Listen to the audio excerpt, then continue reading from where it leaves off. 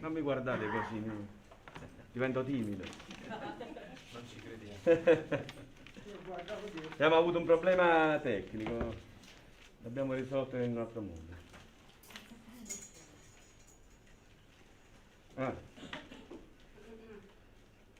Se no, codesta non vedo, no? Dimmi, hai problemi? No, vabbè. Siamo già in diretta? Buongiorno allora. Buongiorno a tutti. Iniziamo con questo culto con un versetto. Il versetto 14 dal Salmo 48. E dice questo. Questo è Dio, il nostro Dio in eterno. Egli sarà la nostra guida fino alla morte. Questo versetto l'ho letto in settimana dal calendario. E è importante capire questo, chi è la nostra guida. Le antiche civiltà pagane, se pensate, quando pregavano i loro dei, no? Erano così lontani, così distanti. Noi invece abbiamo un Dio presente, un Dio che ci guida, un Dio che vive tra noi. E non è poco. E quindi il fatto che sarà con noi la guida fino alla morte, così come è scritto qui, noi dobbiamo essere gioiosi, dobbiamo sentirci al sicuro, anche se a volte non lo siamo. Allora chiediamo al Signore che guidi questo culto, che guidi questa giornata, che guidi questa domenica e che guidi anche la settimana che verrà. Cantiamo questo canto. Su queste parole possiamo dire, nasce un canto. Amen.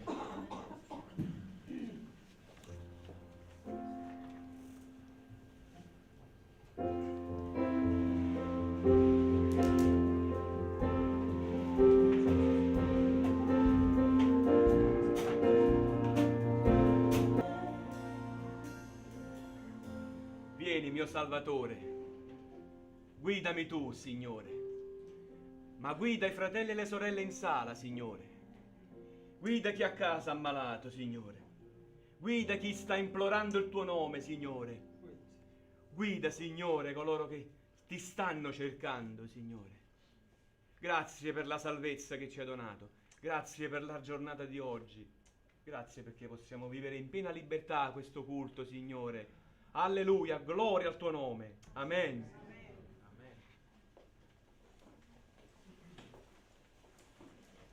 Deuteronomio capitolo 33 versetto 28 e 29 dice questo: Israele abiterà al sicuro, la sorgente di Giacobbe sgorgerà solitaria in un paese di frumento e di mosto, dove il cielo stilla rugiada.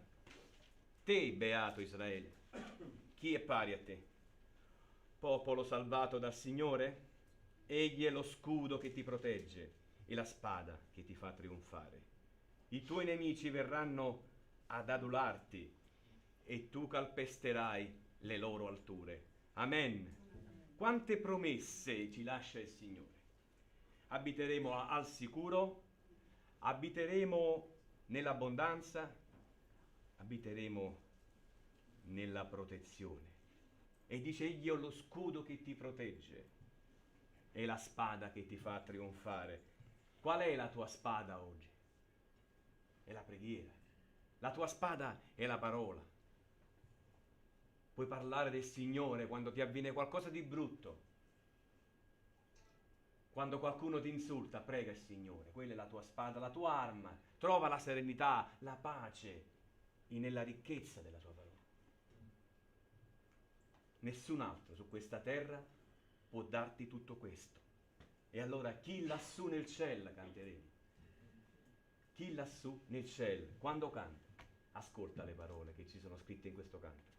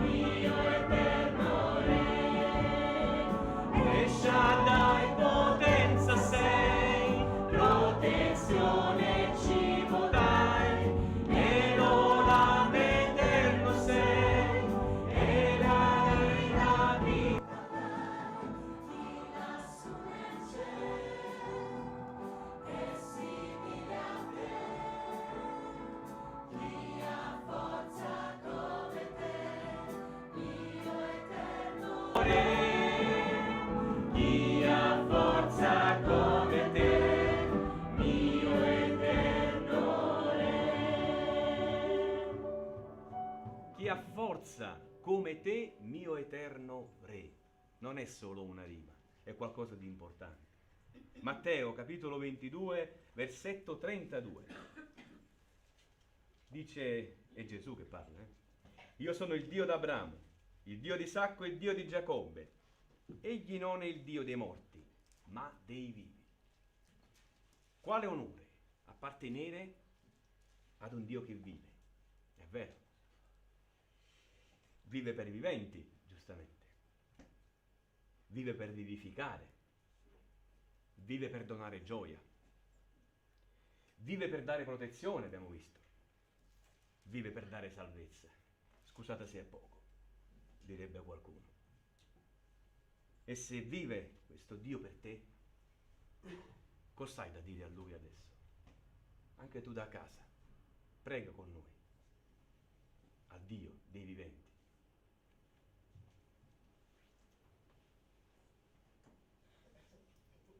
Sì, Signore, grazie perché sei un Dio vivente e sei un Dio che parla. Grazie, Signore, per tutto quello che hai fatto solo unicamente per avere una relazione personale con noi, Signore. Tutta la storia, 1000 anni di storia, 3000 anni di storia, Signore, sono tutti quanti un tuo percorso per creare una relazione personale. Ti vogliamo chiedere, Signore, che noi non ci dimentichiamo mai che siamo i figli del Dio vivente, i figli del Dio di Israele che ha portato il suo popolo fuori dal deserto, e tu sei ancora oggi un Dio che ci porta fuori dal deserto. Amen. Amen. Amen. Grazie Padre perché tu ci hai dato tuo figlio, tu ci hai dato un ponte per poter arrivare a te, perché senza questo noi eravamo ancora morti nei nostri peccati, noi eravamo qua ad adorarti e di questo ti ringrazio oggi. Amen. Amen.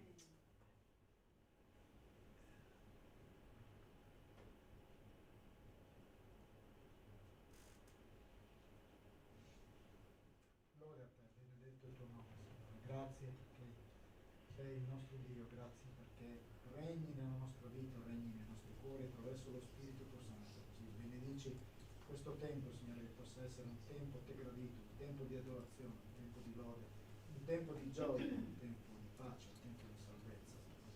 Perché tutte queste cose tu ce le hai donate in Cristo Gesù. Perciò questa mattina ricevi la nostra lode e il nostro ringraziamento con tutto il cuore, nel nome del tuo Figlio Gesù. Amen. Amen.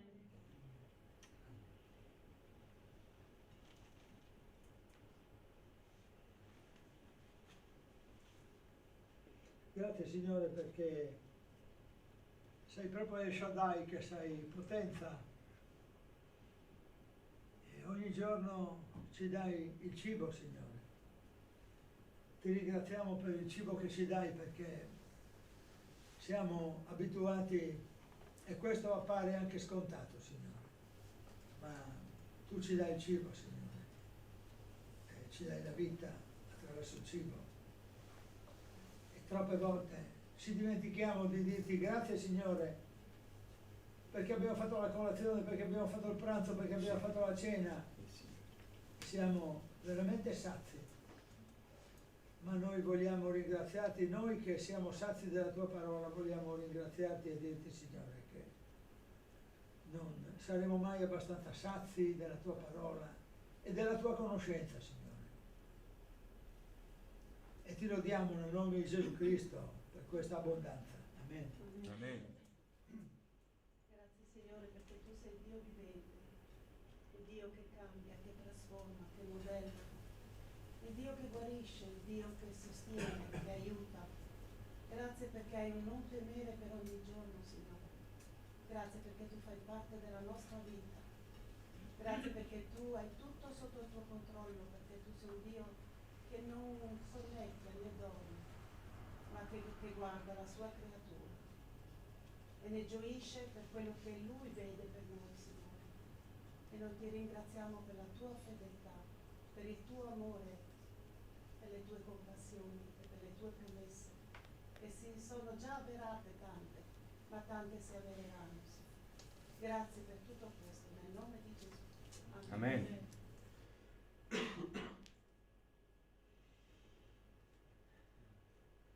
Signore, grazie perché possiamo abitare nei tuoi cortili, possiamo gioire nel stare alla tua presenza per quello che sei e per quello che hai fatto nella nostra vita. Ci hai cercati quando eravamo nemici, distanti, lontani, indaffarati nella salvezza del Signore Gesù. Signore, noi questa mattina entriamo nei tuoi cortili, nelle tue dimore come figli. Questa adozione, Signore, eterna che ci accompagnerà per l'eternità, ci permette oggi di prepararci all'adorazione, di gustare qualcosa che sarà ancora pienamente vissuto per l'eternità, gustare la gioia di essere alla tua presenza. Questa mattina lo facciamo come singoli, in diversi momenti della giornata siamo da soli con te, oggi siamo come popolo, insieme, in unità di pensiero, di direzione, di progetti, Signore. Benedici questa comunità che si rialza, Signore, prendendo la giusta direzione, Signore, che si rialza pensando al bene di questa città, per esempio, che si rialza nutrendo ogni singola vita, ogni singola anima, che si rialza, Signore, nella responsabilità di essere al tuo servizio. Così questa mattina ci presentiamo con queste aspettative e con questo desiderio nel ringraziarti e nel benedirti. Nel nome di Gesù. Amen.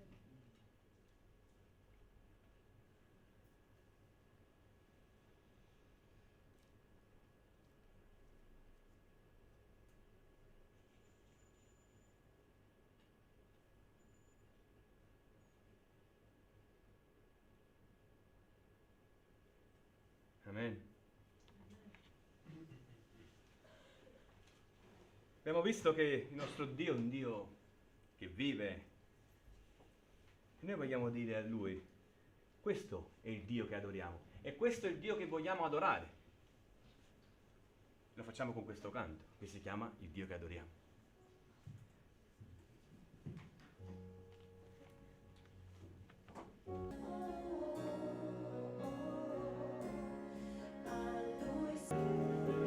Questo canto dice tutto è per Lui, tutto viene da Lui. Quando lo canto sono particolarmente emozionato, ma non solo io, penso tutti i fratelli, soprattutto di questa comunità, perché è un canto che ci ha accompagnati durante il periodo di lockdown. E quando l'abbiamo trascritto sullo schermo ci venivano le lacrime, perché le parole sono veramente bellissime. Ed è un canto famoso che quasi quasi, non voglio dire, ma ci dà, come dire, una sorta di brand, perché ci ha veramente accarezzati il cuore durante il periodo del lockdown. E quando lo cantiamo siamo emozionati. E anche tu da casa lo conosci perché con noi lo hai cantato. Alleluia. Zaccaria capitolo 2 versetto 5 e ancora il Signore che parla, non è un uomo che scrive queste cose con la sua intelligenza, ma è Dio che ispirava l'uomo e diceva io, e non parlava di un uomo, parlava di lui, Dio. Dice il Signore, sarò per lei un muro di fuoco tutto intorno. Abbiamo visto il fuoco anche questo venerdì, non partecipate a Koinonia che è importante, interessante. E sarò la sua gloria in mezzo a lei. Il Signore ci offrirà una città stabile, forse non è Udine, forse non è la mia città nativa, forse non è la tua nativa, ma sicuramente la città stabile è quella che sta preparando il Signore. Una città gloriosa, perché c'è Lui. Il fuoco usato in questo versetto indica una protezione, non è qualcosa di negativo. E la sua presenza poi in quella città sarà costante, averlo sempre lì. Ineffabile, Signore, sei ineffabile. Loda a te, Signore. Facciamo in piedi questo canto.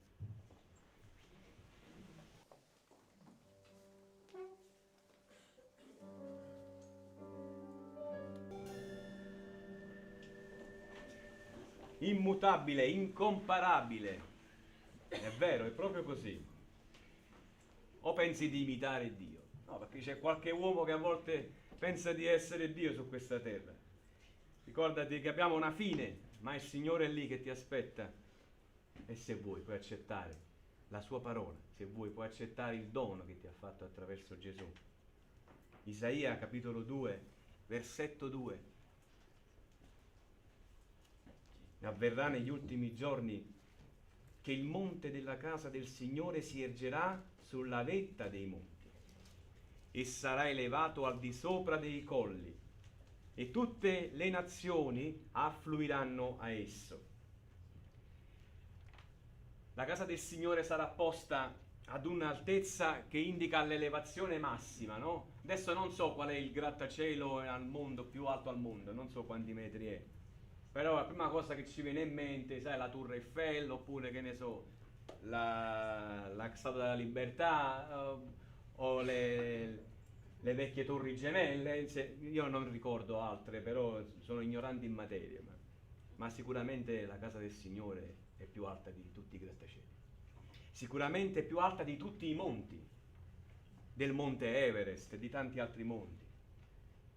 Questo indica che non solo avremo una casa stabile, come abbiamo detto prima, una casa gloriosa, ma una casa che è al di sopra di ogni casa. E sarà il fulcro principale dove tutto conduce. Infatti dice: e tutte le nazioni affluiranno a esso. Quindi non c'è scampo per nessuno. Che tu entrerai, beh, godrai della gloria di Dio. Se tu non entrerai, la guarderai da lontano. Ma noi desideriamo, li preghiamo per te. Vogliamo farti entrare, ma non noi, il Signore. Noi possiamo solo essere degli strumenti, così come abbiamo letto nella lettera degli Atti degli Apostoli, che Paolo era uno strumento di Dio, seppur così santo, no? Seppur così avanti rispetto a noi, che a volte lo vediamo e diciamo non arriverò mai a Paolo, mai a Pietro. Eppure era uno strumento. Quindi noi possiamo essere degli strumenti per te a casa, per te in sala, perché quella casa è anche per te. Diciamo l'ultimo canto, vogliamo dire: Signore, sei grande, e poi darò la parola a Vito per la predicazione. Grande è il Signore. Lo facciamo in piedi, così possiamo stare seduti dopo per tutto il tempo della predicazione, di 2 ore di predicazione di Vito. Non scappate, non chiudete la diretta, sto scherzando. 3 ore.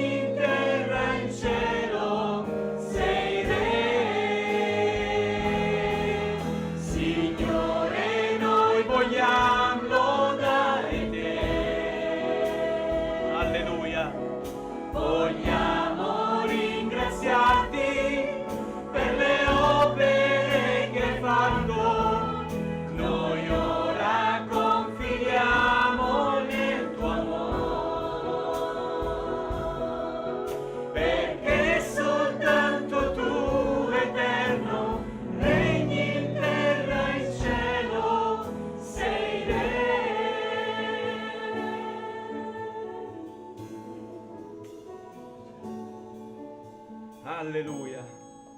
Perché soltanto tu, Signore, regni in cielo e in terra. Voglia tu guidare il fratello Vito, Signore, per le parole che hai messo nel suo cuore questa settimana. Voglia tu, Signore, guidare anche noi all'ascolto. Insegnaci ad essere più attenti, Signore. E vogliamo ringraziarti per tutto quello che fino adesso abbiamo vissuto. Benedici, Signore, il proseguo del culto. Amen.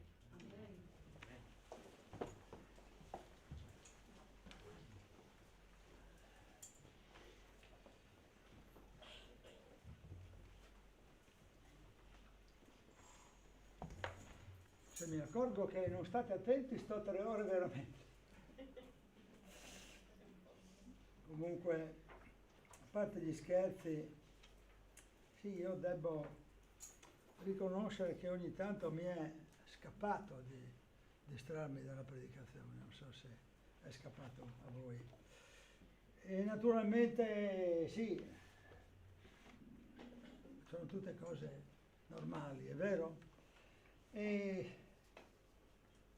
vorrei ritornare sul tema del lavoro, sul quale ci siamo già soffermati nelle domeniche precedenti, perché la tematica del lavoro è una tematica che implica una riflessione abbastanza profonda. Io mi rendo conto che ogni volta, sì, non è una grande novità, vi siete accorti anche voi, che ogni volta che leggiamo la parola di Dio ci dice qualcosa di nuovo.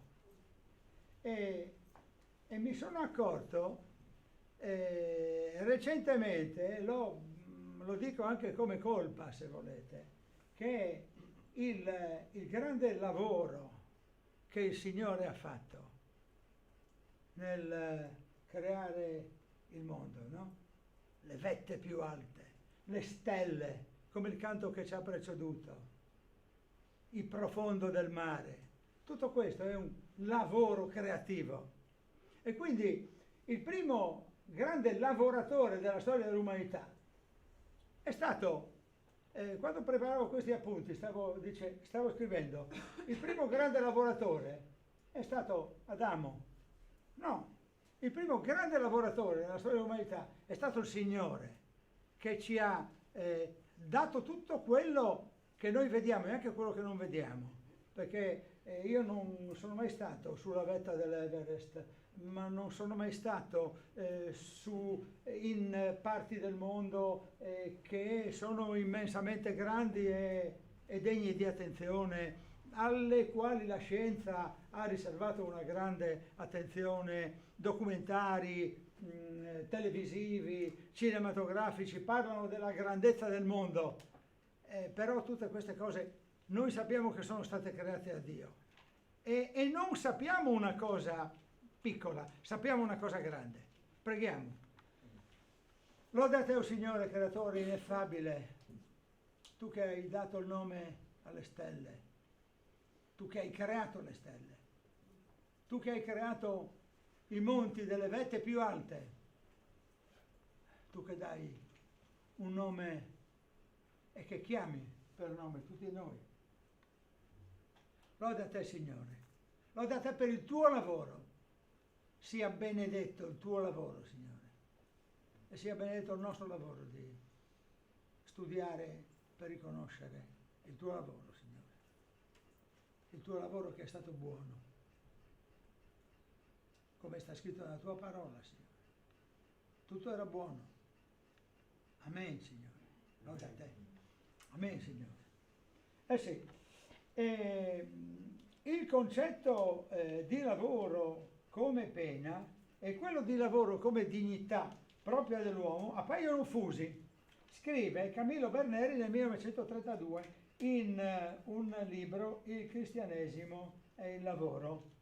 Ora, a me sembrava, pensando a questa affermazione, di poter in un certo senso capovolgere il discorso di questo studioso Camillo Berneri e di dire che il concetto del lavoro come dignità, primo posto, e il concetto di lavoro come pena, al secondo posto, sono il senso della lettura che noi potremmo fare del mondo del lavoro.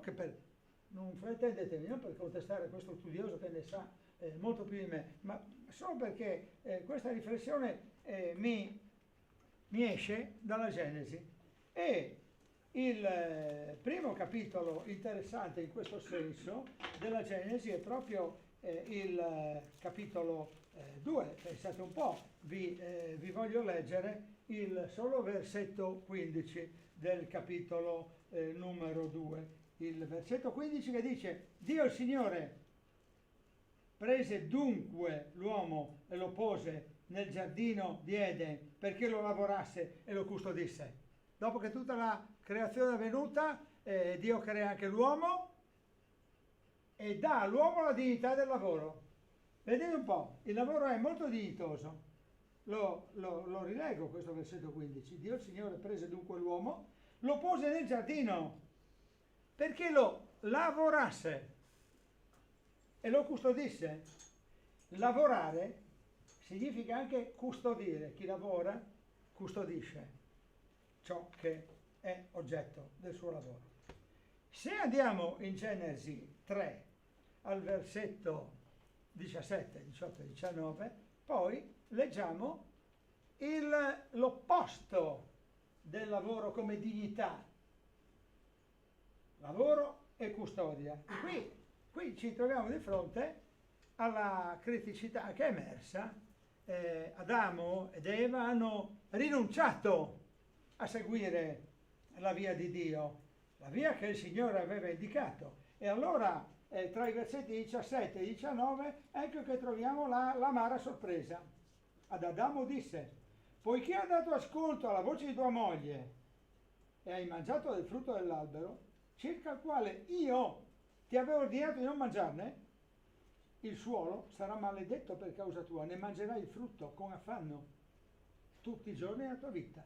Esso ti produrrà spine e triboli, e tu mangerai l'erba dei campi, mangerai il pane con il sudore del tuo volto, finché tu ritorni nella terra da cui fosti tratto, perché sei polvere, e in polvere ritornerai. E qui osserviamo invece il lavoro come maledizione. Tu sarai costretto a lavorare non più con la benedizione che io ti ho voluto dare, ma con questa maledizione che io ti do, perché tu ti sei rifiutato di ascoltare la mia voce.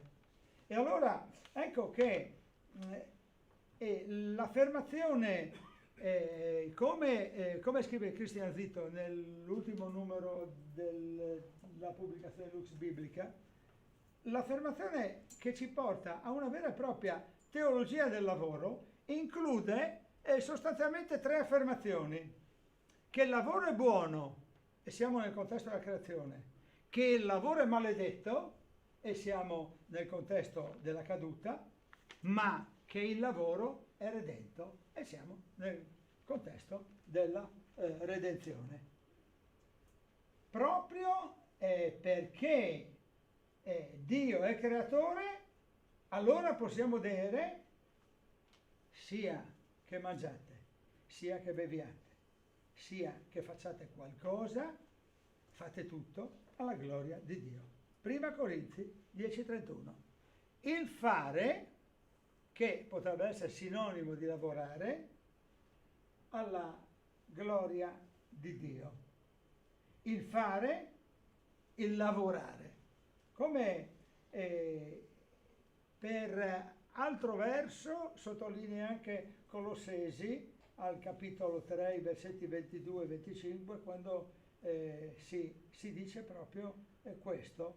E si dice che i servi devono ubbidire ai loro padroni non soltanto quando vedono, ma qualunque cosa facciate, fatela di buon animo, come per il Signore e non per gli uomini, ribadendo poi in Efesini, come abbiamo trovato l'altra volta, 6, al capitolo 6, tra i versetti 5 e 9, la reciprocità tra servi e padroni.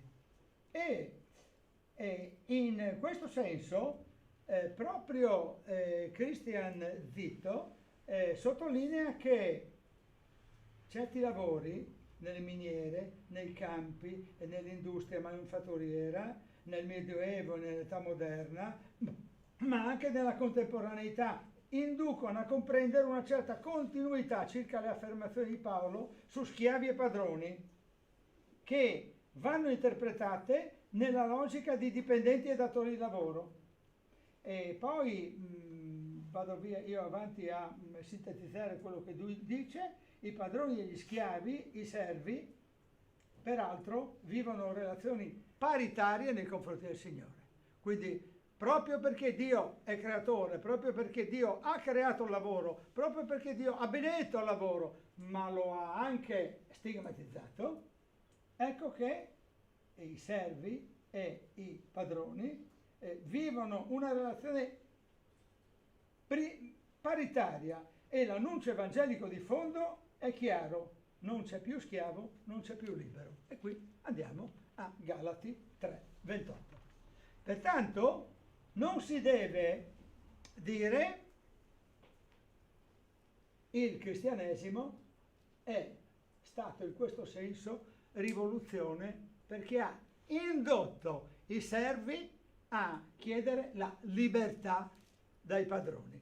E quando io non conoscevo la parola di Dio, avevo molta simpatia per Gesù Cristo, perché mi sembrava una specie di socialista ante litteram, che voleva proclamare la libertà di tutti davanti alla dignità del lavoro, davanti alla dignità dell'uomo, che quasi diventa protagonista di se stesso e della storia.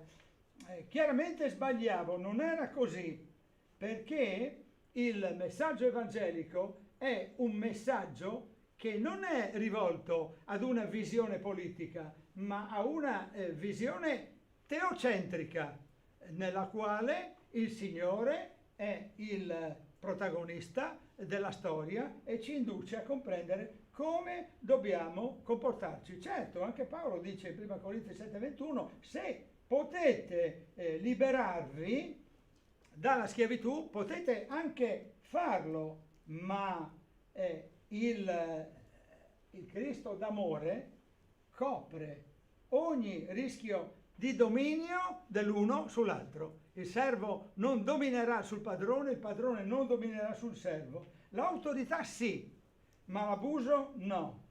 L'autorità definitiva è solo Cristo, al quale tutti noi dobbiamo rispondere. E quindi possiamo evitare delle analisi così postmoderne con le nostre sovrastrutture sociologiche, per dire che consideriamo i tempi storici al di là di quello che la parola lavoro implica e stimola. La parola, nella parola, il lavoro stimola la sottomissione e al non abuso di potere. Dio desidera una relazione equilibrata. E allora, parlando di relazione equilibrata, io sono andato a cercare nella mia mente quali passi della parola mi portano in una direzione che sia così visibile. E ho trovato, ancora una volta, il libro di Ruth meraviglioso, per quello che vi farò vedere dalla parola.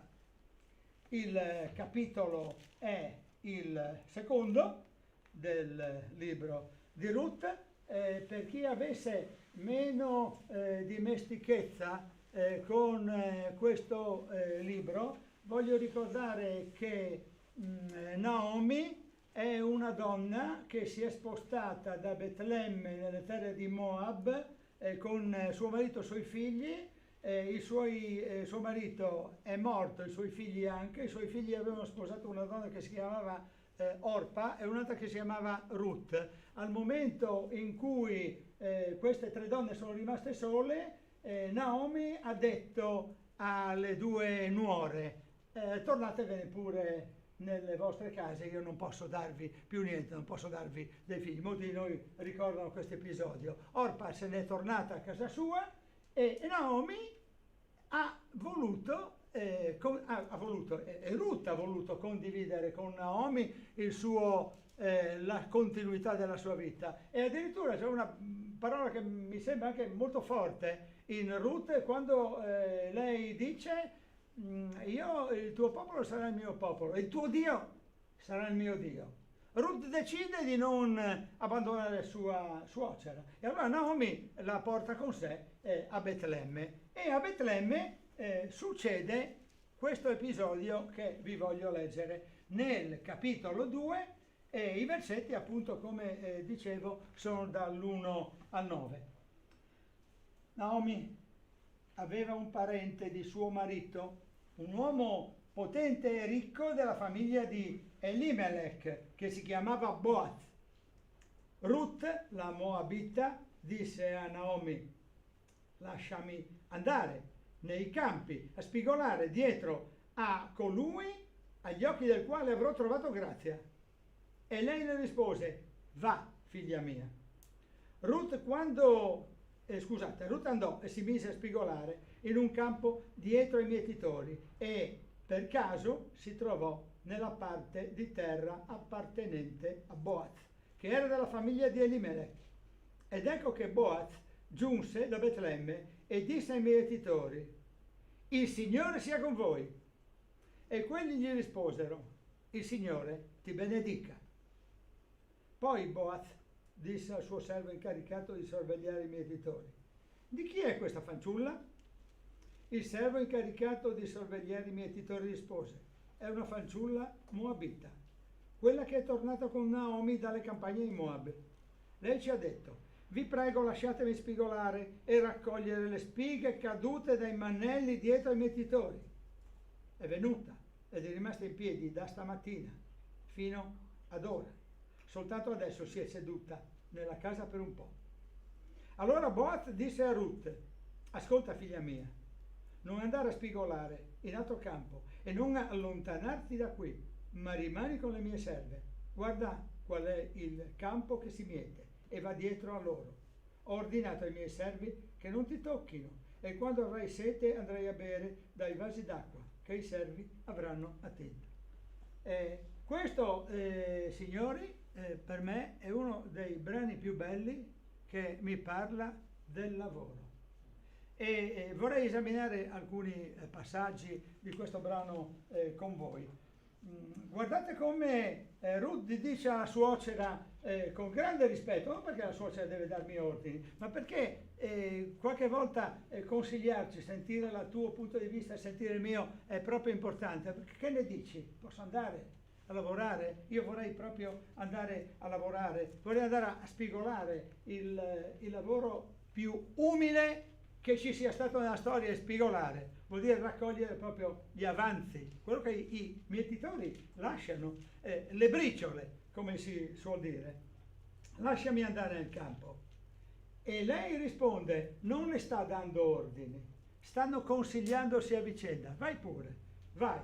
E Ruth va, si mette a spigolare dietro ai mietitori, ed ecco che giunge Boaz, questo personaggio fantastico, che è un antenato di Davide, attenzione, che è un antenato di Cristo. Arriva questo Boaz e guardate come si presenta. Noi veramente dovremmo presentarci sul posto del lavoro il giorno così. Boaz si presenta e dice: il Signore sia con voi. Sono tornato nella mia scuola, vero Lino? Che non dico bugie. E ho sentito il profumo della mia scuola, che non è quello di queste cose che ci accompagnano, è il profumo della mia scuola, un'altra cosa. E non posso dirvi l'emozione, perché è una cosa diversa che non posso condividere con nessuno. E sono tornato lì e entrando ho detto: buongiorno, cara signora, buongiorno. Pensate un po'. Ti manca il coraggio di dire: il Signore sia con voi. Chi è che ha coraggio di presentarsi sul posto di lavoro e dire: il Signore sia con voi? Io mi sono presentato in tutti i modi, scherzando, dicendo forza Bologna, forza Udinese, dicendo viva il preside, ma il Signore sia con voi. Non l'ho mai detto, però qualche volta l'ho pensato. E allora io vorrei invitare ciascuno di voi che domani si reca sul posto di lavoro a dire, magari nella tua mente, perché forse potrebbe non avere alcuno di voi il coraggio di dirlo, ma magari lo dici nella tua mente. L'ho detto, il Signore sia con voi. A queste persone che ci stanno davanti, che hanno bisogno del Signore, forse un bisogno estremo, forse un bisogno che non conoscono, forse un bisogno che conoscono. Il Signore sia con voi. Un saluto bellissimo. E quelli non hanno risposto. Mandi? Non hanno risposto. È lunedì. Io qualche volta sono stato insegnante a Marinoni e ho visto i volti dei miei colleghi. È lunedì. Questi hanno risposto. Il Signore ti benedica. Quale rapporto di lavoro stupendo. Il Signore sia con voi. Il Signore ti benedica. Non gli hanno risposto dicendo lotta di classe, potere alle masse, che era uno degli slogan storici della fine degli anni 60 e che volevano testimoniare lo slancio dei lavoratori che chiedono una giustizia sociale che in parte è stata anche garantita da ruoli di gruppi politici che hanno premuto perché questa giustizia sociale avvenisse.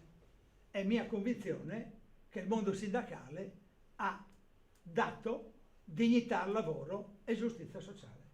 Ma non è tutto, è solo un pezzo, perché la giustizia sociale vera è quella che dà il Signore, è quella di Boaz e dei suoi lavoratori. Il Signore ti benedica, questa è la completezza della giustizia sociale. Il Signore ti benedica. E da il Signore sia con voi a il Signore ti benedica si legge la reciprocità di questi servi che non sono servi, sono quasi colleghi, ma soprattutto sono fratelli nel nome di Dio di Israele. Una potenza che scardina qualsiasi rivendicazione politica. E il discorso va avanti, l'ambito testuale che abbiamo analizzato va avanti e un servo incaricato di sorvegliare perché in ogni luogo ci sono i dirigenti e quindi giustamente c'è anche il servo incaricato di vigilare e di organizzare l'attività, non di stare col bastone in alto, perché il popolo di Israele ha un grande equilibrio nei contesti in cui Dio è presente. Ci sono dei contesti in cui il popolo di Israele non accetta Dio, ma in questo contesto in cui Dio è presente c'è un grande equilibrio. Però colui che organizza e che guarda c'è lo stesso, e colui che guarda, sentite che cosa dice a Boaz, penso che non vi sia sfuggito. Innanzitutto relazione, la fanciulla Ruth è moabita, è tornata con Naomi dalla campagna di Moab, ci ha detto vi prego lasciatemi lavorare e noi l'abbiamo lasciata. Caro Boaz, è rimasta in piedi, dignità del lavoro riconosciuta, è rimasta in piedi da stamattina fino ad ora. Soltanto adesso si è seduta nella casa per un po'. Vuol dire che il capo dei mietitori ha detto fanciulla vieni, mettiti là, no, stai lì al sole o alla pioggia, arrangiati, riposati come vuoi, vieni a casa, vieni dentro, probabilmente fuori c'è un sole cocente, perché stanno mietendo, quindi la stagione induce a capire che ci sia un certo calore. Vieni a riposarti. Per un po' l'abbiamo lasciata entrare nella casa, perché questa persona ha un lavoro la cui dignità deve essere riconosciuta. E allora ecco che Boaz incontra Ruth e le dice: ascolta, non andare a spigolare da altre parti, rimani qui, non allontanarti da qui, rimani con le mie serve. Sentite un po', ho ordinato, fermi tutti, no, ho messo ordine affinché, questa è la mia lettura, ho ordinato non vuol dire che il primo che sgarra gli do una legnata in testa, ho messo ordine affinché non ti tocchino. E non toccare non vuol dire soltanto mettere le mani addosso. Nelle civiltà antiche, lo sappiamo tutti, la donna è spesso oggetto, e allora il padrone del campo le ha messo anche le mani addosso. È successo, ma lui sa, Boaz, che i suoi servitori, quelli che dicono il Signore ti benedica, non le mettono le mani addosso, ma comunque che non la disturbino, che la lascino fare. E quando avrai sete andrai a bere dai vasi d'acqua che altri servitori, per l'organizzazione del lavoro, ci sono altri servitori che portano dei vasi d'acqua per coloro che hanno bisogno di dissetarsi. E tu, in un certo senso, le dice: sei una di noi, fai quello che ti sembra più opportuno. E poi la storia va avanti e ci sono altre vicende che noi possiamo leggere di questo racconto. Non voglio dirvi altro che ci sono questi atti, no? Primo atto, lasciami andare a lavorare, se fosse un dramma teatrale, no? Primo atto, lasciami andare a lavorare, permesso chiesto, approvazione di Naomi. Secondo atto, Ruth lavora, arriva il padrone che dice: il Signore sia con voi, il Signore ti benedica, guardate i rapporti, ripeto, ed ecco che il rapporto si qualifica ancora più con questo si chiama complemento di vocazione in italiano, figlia mia. Non è un senso di superiorità, è un senso di solidarietà. Sei della mia stessa famiglia, per quello che dice figlia mia, ho messo ordine ai miei servi. E vorrei farvi apprezzare ancora i versetti 17 e 19 di questo secondo capitolo, sempre perché siamo nel tema del lavoro. Così lei spigolò nel campo fino alla sera, batté quello che aveva raccolto e ne ricavò circa un efa d'orzo. Se lo caricò addosso, entrò in città e sua suocera vide ciò che aveva spigolato. E Ruth tirò fuori quello che le era rimasto del cibo dopo essersi saziata e glielo diede. La suocera le chiese: dove hai spigolato oggi? Dove hai lavorato?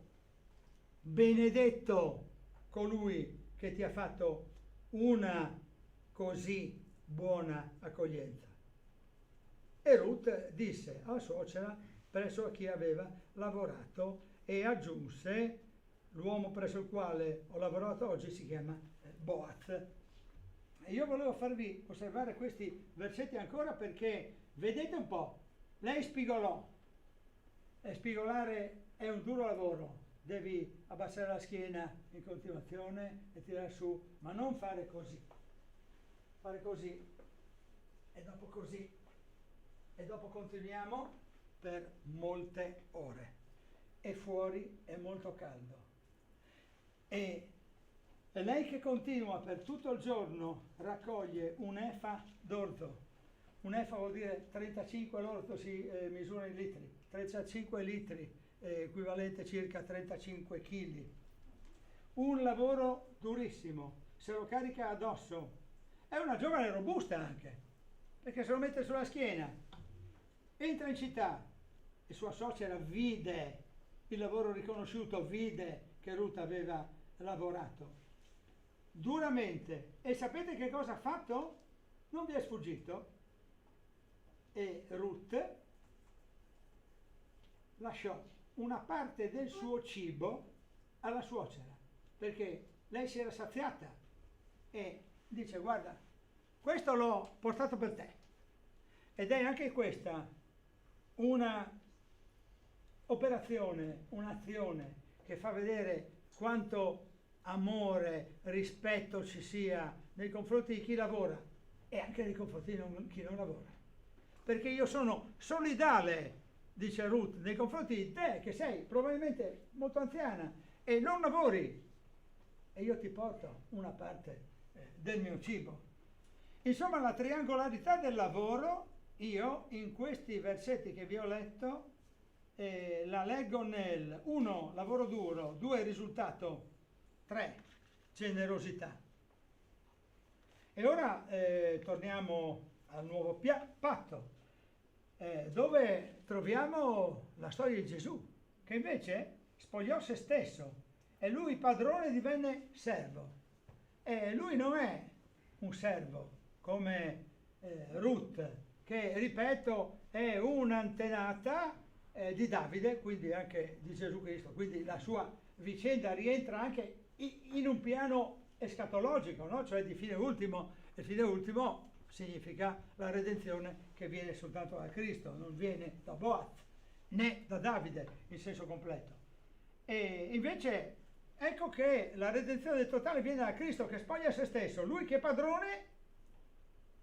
Per mezzo di lui tutte le cose sono state create, cosa diceva Salvatore, anche la vetta dell'Everest, dove noi non siamo mai stati. E lui che è padrone diviene servo. Filippesi 2, 5 e 7. Abbiate in voi lo stesso sentimento che è stato anche in Gesù Cristo, il quale, pur essendo in forma di Dio, non considerò l'essere uguale a Dio qualcosa a cui appoggiarsi gelosamente, ma spogliò se stesso, prendendo forma di servo, divenendo simile agli uomini. E quindi, se vogliamo, torniamo anche all'antico patto, proprio perché la lettura delle due parti della parola di Dio siano parallele, e andiamo in prima Cronache a 22:19. Non leggiamo il testo, ma vi assicuro che le osservazioni sono queste. Vi ricordate? Davide affida a Salomone la costruzione del Tempio e dice di disporre cuore e anima. Joseph Colombo, nel concetto di lavoro nella Bibbia, scrive: c'è una stretta connessione tra lavoro e religiosità. Fate la volontà di Dio di buon animo. Inserire dati nel computer, seminare orto, spazzare le strade, fare la mietitura di buon animo, perché il lavoro è tutto onorevole, e tutto quello che onora Dio è importante, anche il volontariato. Anche il volontariato è lavoro ed è onore a Dio. E questo va detto, che tutto quello che noi facciamo non deve sentire la divisione tra sacrale e secolare, perché noi abbiamo un po' l'abitudine di essere coloro che distinguono tra sacro e secolare. È sbagliato. I dipendenti cristiani sono servi, non soltanto la domenica mattina, anche il lunedì. E una delle altre storie del Nuovo Testamento che mi hanno portato a riflettere in questi giorni è la lettera a Filemone, dove Paolo scrive a un signore presentando uno schiavo che sembra fosse fuggito. Questo schiavo è un uomo che si è sottratto al suo dovere nella cultura del tempo. E io voglio leggervi, proprio per non andare oltre nelle parole, ma sentire le parole di Paolo, l'unico capitolo di Filemone tra i versetti 8 e il versetto 16, per fare anche qui una breve riflessione. Perciò, pur avendo molta libertà in Cristo di comandarti quello che conviene fare, scrive Paolo, preferisco fare appello al tuo amore, semplicemente come Paolo vecchio e ora anche prigioniero in Gesù Cristo. Io ti prego per mio figlio, che ho generato mentre ero in catene, per Onesimo, così si chiama, un tempo inutile a te, ma che ora è utile a te e a me. Te lo rimando, lui che amo come mio cuore. Avrei voluto tenerlo con me, perché invece tua mi servisse nelle catene che porto a motivo del Vangelo. Ma non ho voluto far nulla senza il tuo consenso, perché la tua buona azione non fosse forzata, ma volontaria. Forse proprio per questo egli è stato lontano da te per un po' di tempo, perché tu lo riavessi per sempre. Non più come schiavo, ma molto di più, come un fratello caro, specialmente a me, ma ora molto più a te, sia sul piano umano, sia nel Signore. Questo passaggio della lettera a Filemone, a questo probabilmente proprietario terriero, che Paolo definisce compagno d'armi, ma che è un cristiano che aveva dei dipendenti, dei servitori, ecco che Paolo garantisce e chiede: io ti dico, Onesimo sarà un servo utile per te, ti chiedo di riprenderlo come un fratello, non soltanto come un dipendente, come uno schiavo, come un servo, ma di più come un fratello. E glielo chiede con un'autorevolezza che non è ordine perentorio, siccome io Paolo ti dico tu obbedisci, ma la sua autorevolezza va al di là di qualsiasi riflessione possa aver condotto Filemone a ragionare in modo diverso e magari relativo ai tempi storici, che non sono certamente quelli della democrazia. E allora ecco che dobbiamo dire che la parola di Dio ci invita continuamente a riflettere sulla tematica del lavoro. E la parola di Dio che ci aiuta a comprendere la dignità del lavoro, ci aiuta a comprendere anche la solidarietà, la generosità. Abbiamo visto quella di Naomi. Io sono molto cattivo a fare i conti e vi chiedo di aiutarmi. Mi risulta che ci siano, ho letto da qualche parte tempo fa, circa 100.000 cristiani battezzati nel Nuovo Testamento in Cristo, cristiani evangelici in Italia. Dovremmo essere 100.000 i battezzati, circa. L'ho letto da qualche parte, non chiedetemi dove perché non mi ricordo. Ho fatto un conto, lo facevo assieme a Graziano l'altro giorno, che abbiamo avuto un momento insieme molto, molto piacevole. Questi 100.000 tessero a disposizione 100 euro all'anno, verrebbero fuori, ditemi se ho sbagliato i conti, 10 milioni di euro di lavoro e di guadagno, 10 milioni di euro di generosità. Ma naturalmente è supponibile che un cristiano battezzato metta a disposizione più di 100 euro all'anno. E questo per dire che parlare di lavoro significa anche parlare delle dinamiche della generosità e significa anche, punto a capo, parlare delle dinamiche fiscali.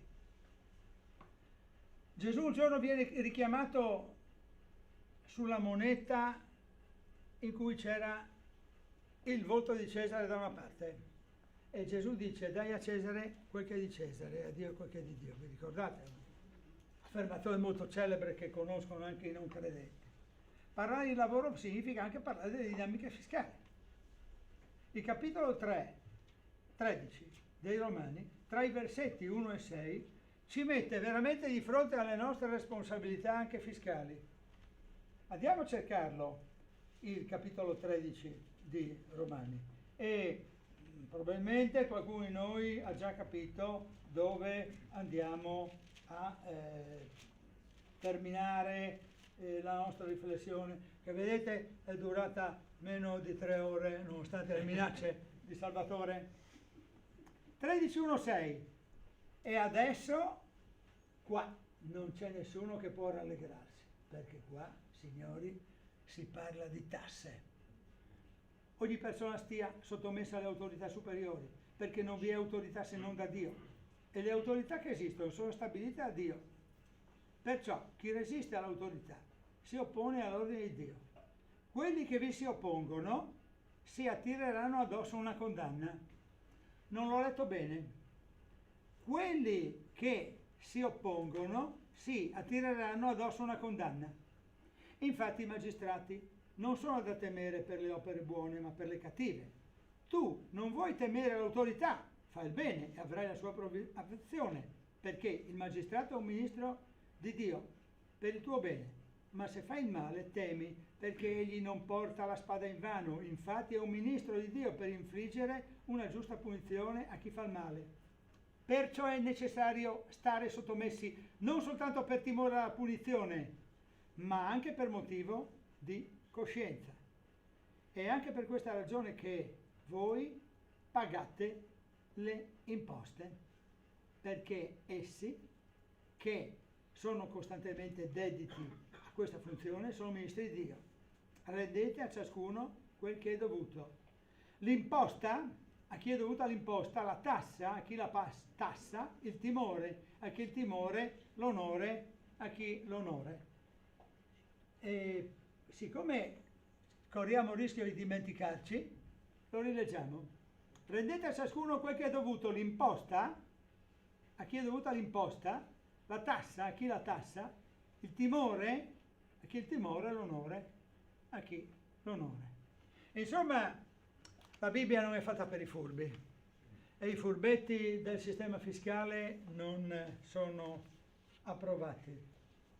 Anche Matteo al capitolo 17, al versetto 24 e seguenti, ci ricorda che, lo possiamo leggere, tanto abbiamo finito, siamo rimasti sotto le 3 ore, quindi possiamo andare a leggerlo. Matteo 17, 24, guardate un po' che cosa dice.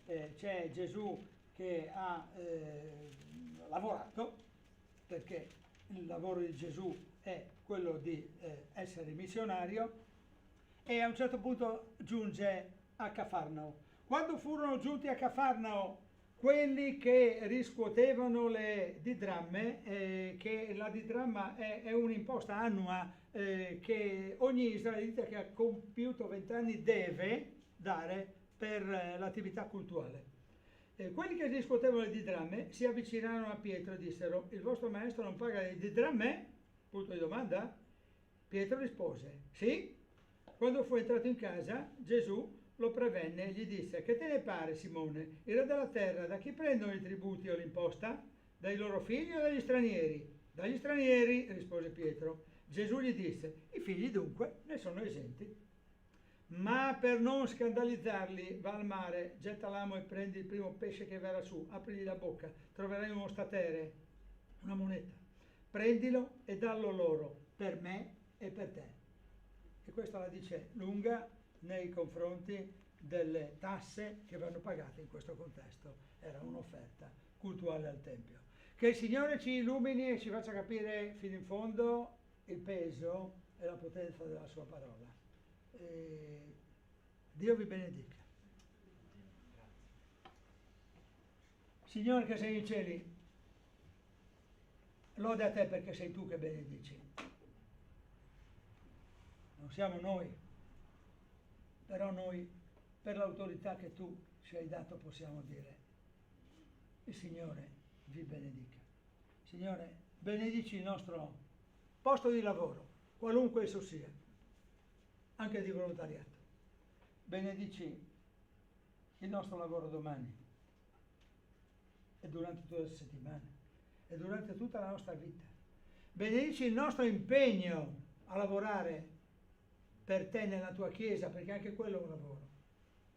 Facci capire, Signore. Facci capire qual è il nostro impegno lavorativo nella Chiesa. Signore, lode a te per il nostro lavoro. Io ti lodo e ti ringrazio, Signore, per quel lavoro che mi hai dato per 40 anni. Insieme a questi ragazzi sono stati tutti meravigliosi, anche se qualcuno ha fatto arrabbiare, ma fa parte del gioco e del lavoro. Grazie, Signore, perché lavoro migliore per me non c'era. Grazie, Signore, perché forse per ognuno di noi che è qui dentro lavoro migliore non c'era, se non quello che sta svolgendo. Sia lode al tuo nome, Signore, per il lavoro che ti dai. Benedici questa generazione dei nostri figli che hanno un lavoro precario, Signore. Benedici il lavoro, Signore. Te lo chiediamo nel nome potente di Gesù Cristo, per mezzo del quale tutti i lavori sono stati svolti, quelli della creazione. Amen.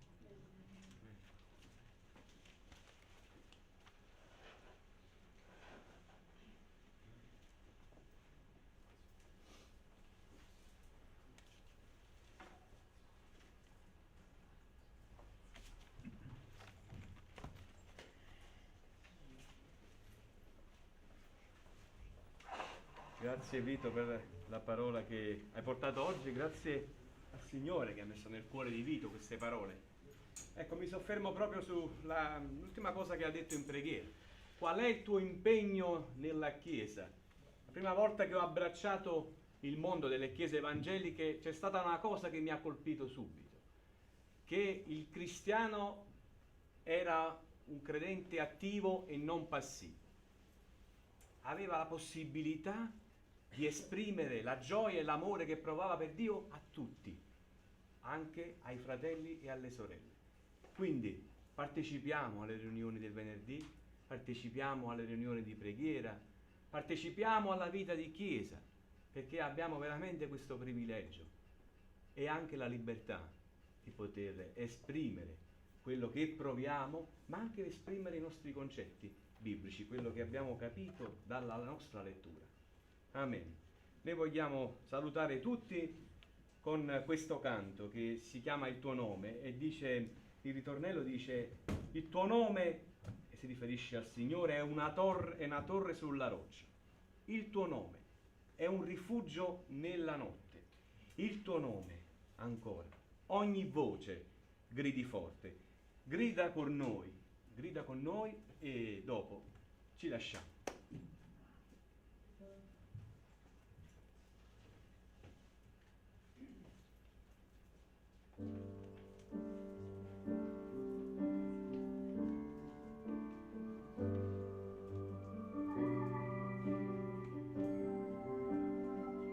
Quando diremo il tuo nome, alziamoci in piedi.